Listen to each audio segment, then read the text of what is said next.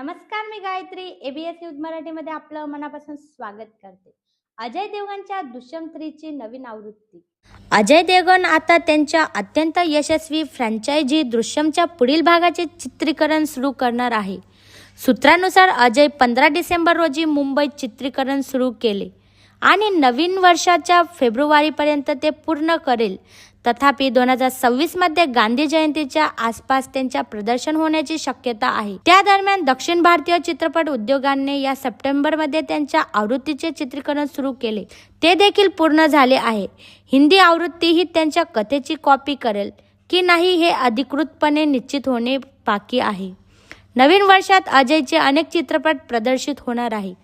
त्याने 2026 आणि 2027 साठी अनेक मोठ्या प्रकल्पांची तयारी आधीच सुरू केली आहे, ज्यामध्ये त्यांच्या फिट फ्रँचायझी आणि ॲक्शन चित्रपटांच्या सिक्वेलवर लक्ष केंद्रित केले आहे. ABS news Marathi.